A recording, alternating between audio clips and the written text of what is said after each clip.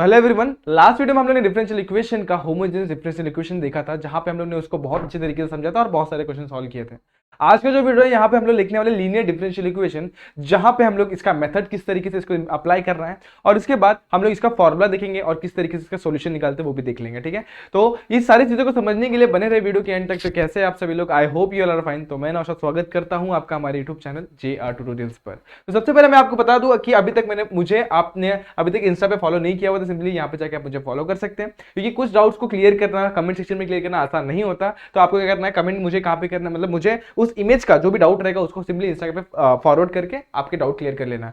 Next क्या होता है, टेलीग्राम चैनल जो है ना हम लोग का, उसको आपको ज्वाइन करना है, क्योंकि उसके बाद बहुत सारे फॉर्मुलेस, बहुत सारे कंटेंट अवेलेबल है। वहां पे जाके आप सिंपली उन फॉर्मुलेस को लर्न कर सकते हैं, अपने नोटबुक में नोट कर सकते हैं। लास्ट आप एक और चीज ध्यान में रखिए कि हमारा JR ट्यूटोरियल का ऐप लॉन्च हो चुका है। क्या करना है आपको, फटाफट से डाउनलोड करना है, क्योंकि फ्यूचर में बहुत सारे हम लोग उसके ऊपर कंटेंट डालने वाले जो आपको यूजफुल होगा। ठीक है, तो चलिए स्टार्ट करते हैं। आज का जो हमारा टॉपिक है वो क्या है, linear differential equation. Lecture number हमारा 5 है और एक्सरसाइज नंबर हम लोग कौन देखने वाले 6.5। तो स्टार्ट करते हैं एक्सरसाइज को। एक्सरसाइज स्टार्ट करने से पहले कुछ इंपॉर्टेंट चीजें आपको मैं बता दूं जो यहाँ पे लिखी हुई है। वो हमारा है फॉर्मुला। यहाँ पर लीनियर डिफरेंशियल इक्वेशन जो होता है वो क्या होता है, तो उसको देखते हैं। किसी भी डिफरेंशियल इक्वेशन को अगर हम लोग dy/dx + py = q के फॉर्मेट में लिख सकते हैं। क्या बोल रहा है, फिर से देखो, किसी भी इक्वेशन को dy/dx + py = q के फॉर्मेट में लिख सकते हैं, जहां पे p और q क्या है, मेरा फंक्शन ऑफ x। तो वैसे डिफरेंशियल इक्वेशन को बोलेंगे हम लोग लीनियर डिफरेंशियल इक्वेशन। समझ में आ रहा है? ओके, आगे बढ़ते हैं। उसके बाद जहां पे हम लोग इसका सॉल्यूशन कैसे फाइंड आउट करते हैं। सॉल्यूशन फाइंड करना बहुत आसान होता है।